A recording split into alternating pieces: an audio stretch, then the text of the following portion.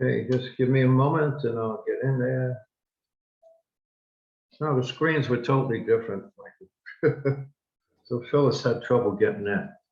All right, we'll start as we always do with an opening treatment. This one's called I Am an Investigator of Life. At this moment, I know I must investigate life for myself. I accept no other person's opinions about my life. I find my valid answers within the realm of my own mind.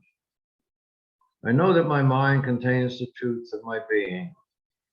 I validate my beliefs, my philosophy, and theology by investigating my own thoughts. I am independent of my thinking, for I know principle is never bound by precedent. As I turn within, I can look beyond any past experience and see the freshness and newness of life as it's now manifested in me. I have total freedom within my own thoughts to decide what is valid for me. The knowledge of the universe is available to me, and I decide to use that knowledge now. At the center of my investigation is God. The quality of my experiences are enhanced because I know that God is at their center.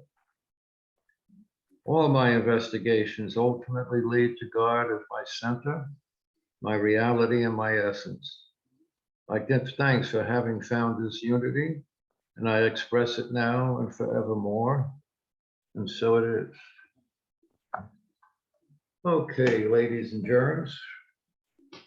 This week, frequently I do things, and I saw a paper this week when I went over to find a Jewish calendar for my very beautiful Jewish young partner, and I had a paper there.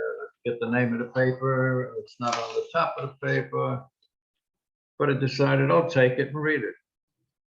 And there was an article in there. It's called The Journey to Your Ultimate Self, which I subsequently found out is the name of a book.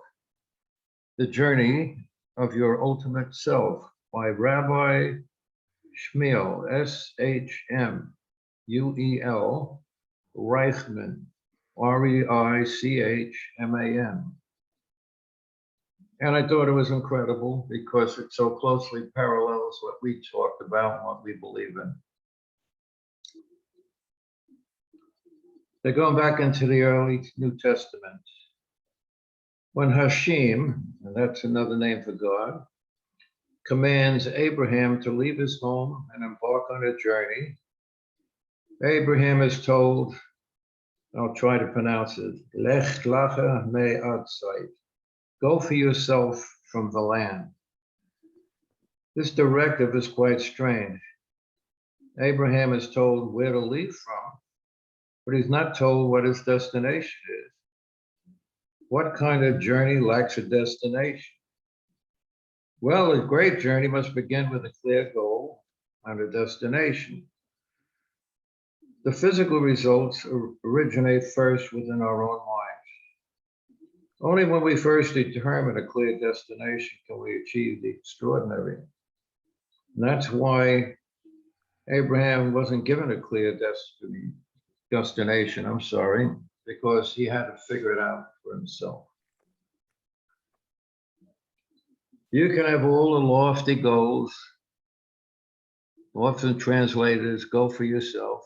It can also be translated as go to yourself. Abraham was committed to embark on a journey toward himself, toward his true and ultimate self.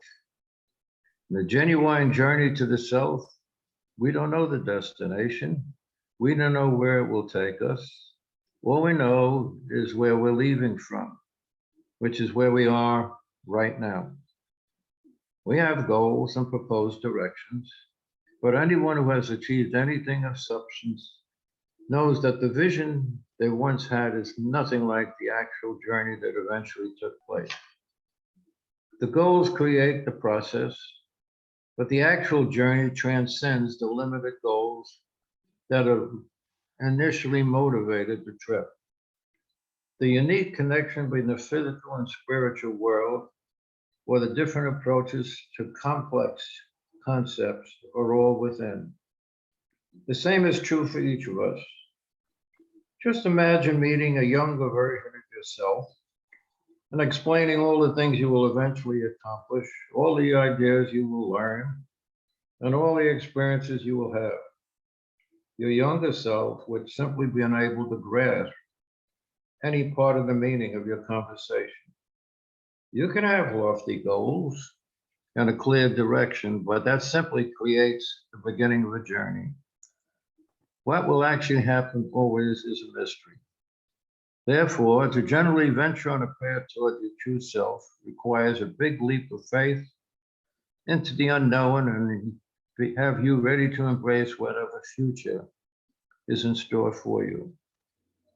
We don't know what we'll find along the journey, the challenges we'll face, what people would think, or even whether we will succeed. To embark on such a journey, we need to step aside out of our comfort zone, overcome our fears, and take the unpaved and uncharted path, which is the path toward greatness. Abraham was not the only one entrusted. Each of us is entrusted with this mission as well. Each of us must embark on our own journey to our ultimate selves. Everyone will agree, though, that a story needs an ending. Unless a story goes somewhere, it's pointless. A story without an ending, without a purpose, is not a story that's worth telling. Well, the same is true for our lives. We need a destination.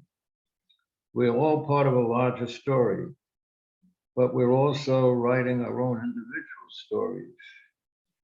Without purposeful direction, a clear goal, and a deeper understanding of who you are and who you're meant to be, the setup lacks its true meaning. We need to make this meaningful journey a story of growth, creativity, and contribution. Make your life a meaningful journey, an extraordinary story. You'll be the one to go write the punchline because it is your story. So what do you think of that, folks? Da-da-da, da-da-da. Goes back to this again, always back to the same thought. I am the only person. I will have a relationship with all my life. Therefore, I choose. Your choice is the beginning of the destination. What you choose will determine what the ending is. Always remember everything that you did in your entire life brought you to where you are right now, right here, tonight. We've been talking a lot about this book, and I repeat the name in case we forget, The Mystic Path to Cosmic Power. This time I'm in chapter 12. It says, how to be an entirely new person. Before we start, my question is, do you want to? Do you really want to be an entirely new person? My second question is, if you had no belief system, who would you be? If you had no belief system, who would you be? Would you still be you?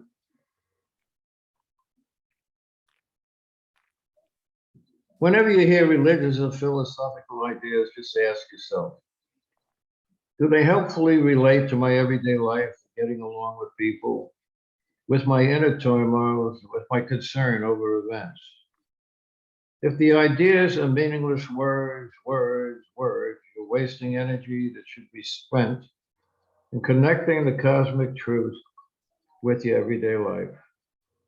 This lets you be in the very center of everything and completely unaffected. Challenge every idea offered you with, will this help lead to some self-transformation? We have to be extremely cautious. I don't know about you, I'm 86, so I've been around a while. In fact, a lot longer than I ever thought it would be. But throughout my life, people offered me suggestions which they truly thought were solid, based on good, firm grounds, because in their life, They had it and it developed into something they determined was good, so they offer it to you. And this goes on as long as you're on the planet here. There's always somebody that thinks they know what's better for you in your life. And that's what the mass of people do.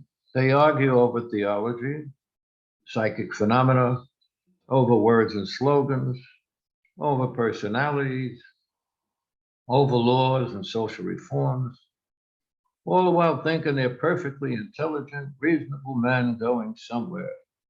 Well, they go nowhere, for as Emerson observed, society never advances. It recedes as fast on one side as it gains on the other. Therefore, ergo, don't listen to everybody. Go where we've been talking. Go in, become quiet, request assistance, and listen. Always listen. First, you must want to be a genuinely new person more than you want anything else. And more than anything, that leads to inspired action. Then you can climb with persistence. You will stand above the entire world. Use this method for making the most of your studies. Whenever you meet a striking idea, do not assume that you understand it fully. That's a very common tendency and it should be avoided. Rather, assume that you are at the beginning of a new journey and glimpse the glitter. Perhaps idea in this book can awake your intuition. Make a note of its location in the book. Do this with your own thinking. Review it once a day for several days. Have a joyful curiosity of the psychic scientific center which you represent. Try to connect with some other principles. Try to find its deeper meaning. Ask how it can benefit you in practical ways. It's safe to say that every new idea contains 1,000 times the treasure we first suspect. With all your studies, remember this. 1 minute of experiencing the free flow of life for yourself is worth thousands of hours with books and lectures and other people's opinions.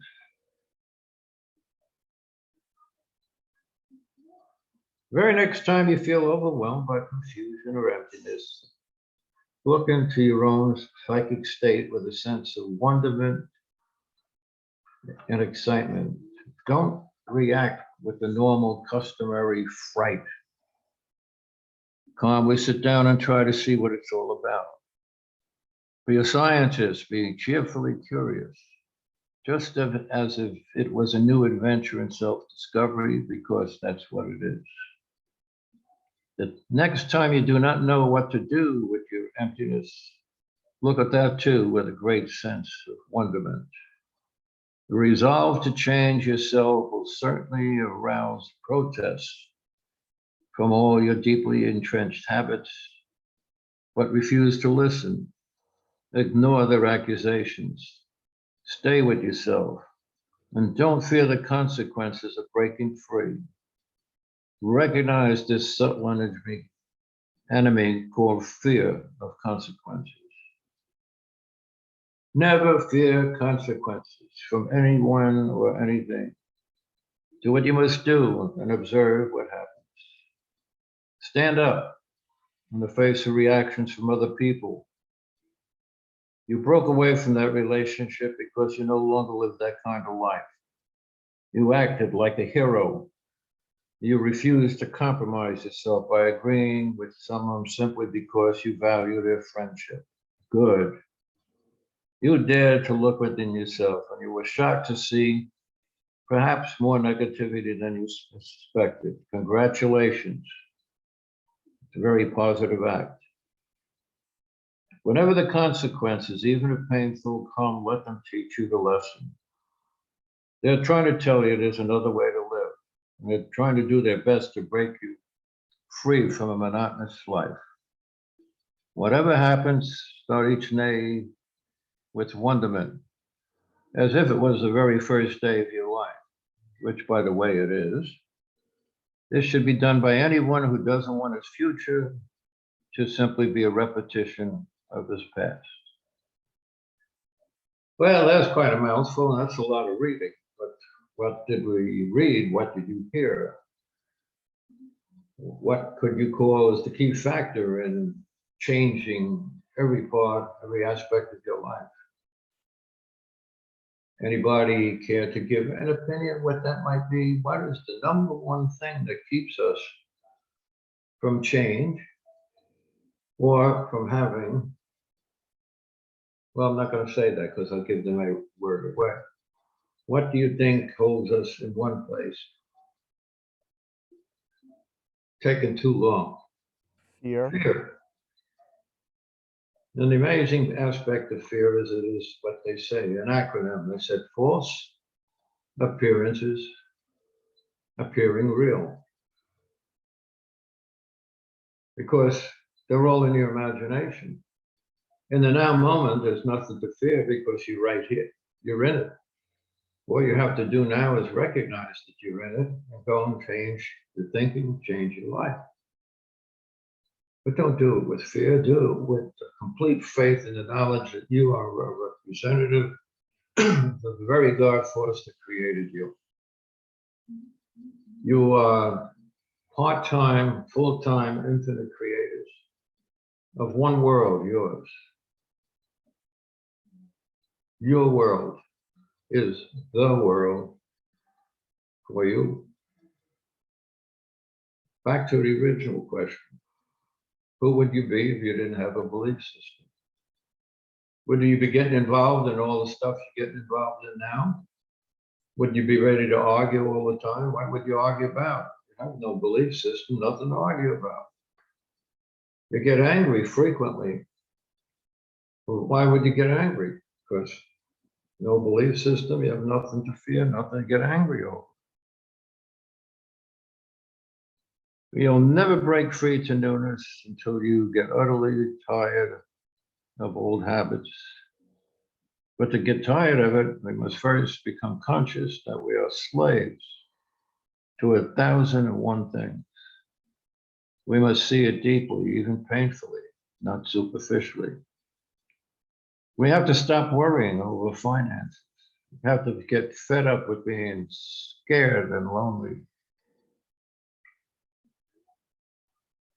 Have the trust neither to know nor care about your future. Your task is to leave the past and do that much, and your future will unfold in a brand new way. You're free right now, for that's a fact. You truly are, unless you do pasting and future. You're free right now.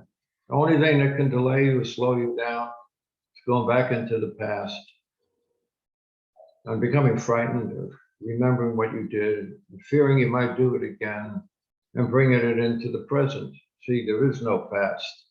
There is just you in the present recreating what was the past. There's no future. Future never gets here. When we get there tomorrow to our alleged future, it will already be gone. It'll be today, because everything is today. Understand it. We don't have to submit to anybody on earth to be dignified about ourselves. Tomorrow is already just fine if you're gifted a pre-recognition.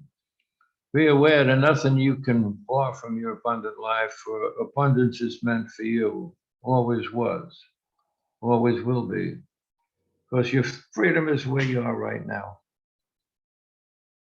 By recognizing it's right here now, you have the liberty and strength known by many people who are considered great in the public eye. They know nothing of the secret force. They don't want to know it, but that means it's the end of their egocentric lives. You'll be great in a different way. You'll be carried through every day with no worries, no hurts. You'll personally know what every religious teacher's been trying to tell mankind for years, that it is all about you and your consciousness. You will feel a personal miracle of self-transformation. You know, it's pretty fantastic. When you get up in the morning, do you really look forward to the day? Because the new day is exactly what it says. It's new with all the possibilities, probabilities, potential that you'll be exposed to during that 24-hour period of time. We used to compare it with the idea that you were an artist getting a new canvas. And as a result of your consciousness and what's going on in your own mind, you let the brush begin to do the work. The work of bringing out of your mind and out of your heart exactly how you feel, but on paper, on canvas. So why shouldn't you awaken in the morning and after you say thank you for the gift of life, and you look in the mirror and recognize you like yourself exactly the way you are. In fact, if you feel like, you hug yourself. And saying what I say, no person, place, or thing will interfere with me in enjoying this day. Well, this is a day of new adventure, a day of new learning, a potential possibility of coming up with a fact that could change and alter the world. See, when you actually understand the truth that you are it, it becomes so different from what you might have imagined. And it becomes a surprise to you. It takes courage. It takes conviction. It takes a firm, deep belief that you are one. You are a co-creator with the infinite intelligence that created all things.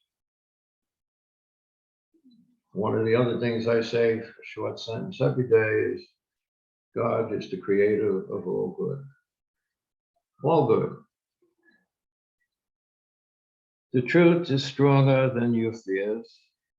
Any person who might dislike you, your boss at work, restless, shattered hopes, scary headlines, someone seems to dominate and threaten you, accusations of failure and defeat from your own mind, illness, social hypocrisy, a man demanding government, enslaving habits, boredom, panic over the future, a sense of room, heartache, fear of God, aloneness, anxiety, the loss of something valuable, collapse of your strength, the terrifying suspicion that life is passing you by, nagging business complications, humiliation, confusion as what to do and how to do it. You see how many things we just said? Well, there's one that overcomes it all. The truth, which is always part of you, is stronger than any of the things we just mentioned. Can you believe it? You'll be getting a copy of this on tape. I'd suggest when you reach this particular arena, you once again start with that sentence, which is extremely long, listing all the possibilities and potential realities that can stop you from being the greatness you are. Just look at this. One single idea that is needed by the human race and coming from you can overcome all these things. It will vibrate your whole system with new power. You'll study, review, reflect until you catch even the first glimpse of an idea with mystical meaning. You'll make more progress in that time than you have your entire lifetime. That's the beauty, the magnificence and beauty of meditation. It's incredible. You'll be sitting so quietly, and all of a sudden you will get the new idea. I can't tell you what it is, but you'll get it. And you'll glow with it because immediately you see the possibilities.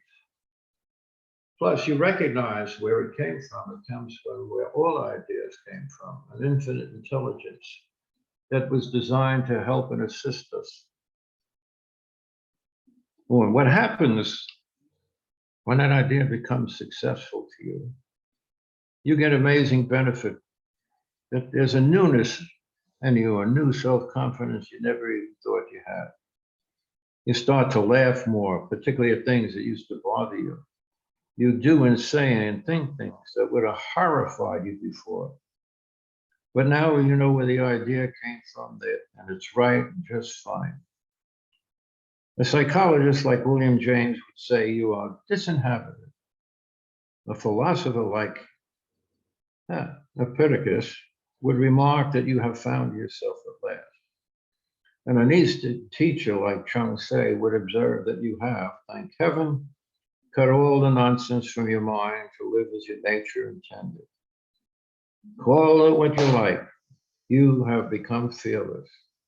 You cheerfully risk everything because now you know you have absolutely nothing to lose. You no longer care what other things. You're no longer timid because you thought it could hurt or harm you. And now you know better. Your good is from a single supreme source. You are like a little bird set free from the cage of human power.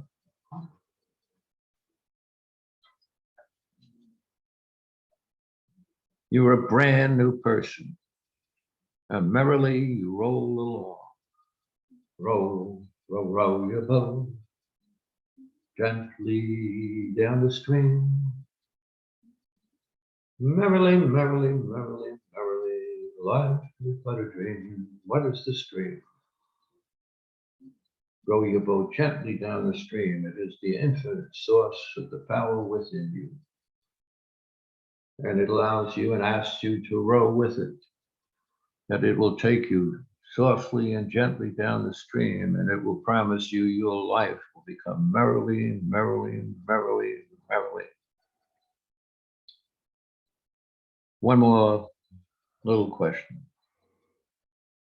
Can you imagine what it'd be like if you had no ideas at all about your spiritual life? Can you conceive it? What if you had no attitudes and belief whatsoever about yourself in relation to God, deliverance, eternity, and other spiritual matters? Examine your mind for a moment, and you will unearth hundreds of fixed ideas about these subjects. Suppose, just suppose, you had none of them. In this vacant state, who would you be? How would you even identify yourself? How would you identify yourself? Well, I don't know if you realize, but there are hundreds of religions, every kind.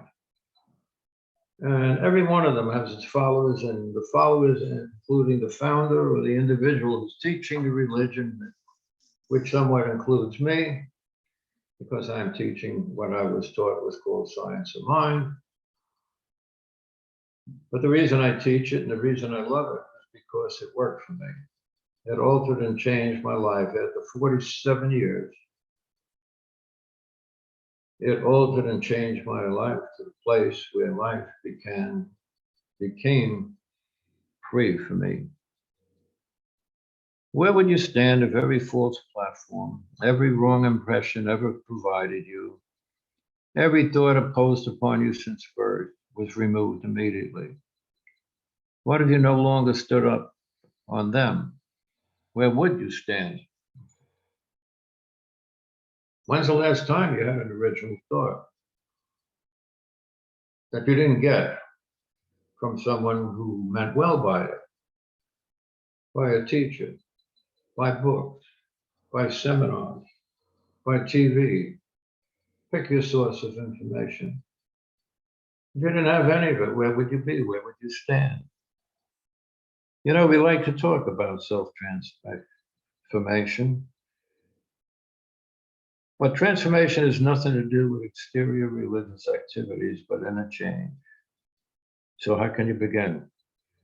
By living from all the new principles that we've been discussing, which include self-awareness, ceasing to waste energy and worry and guilt, being incredibly receptive to the inner voice, and so on.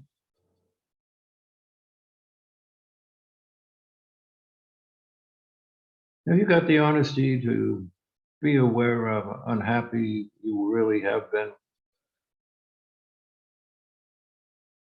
Because you felt you might not have been successful. Well, it's not your responsibility to create success. Your job is to make an effort to awaken to your true self, which by your very nature is success. Just let it exist in your own consciousness. Wake up, wake up. We can take our answers from a thinker who is more or less ignored by the world of his day, and who since has been acclaimed as the mystic of profound insight.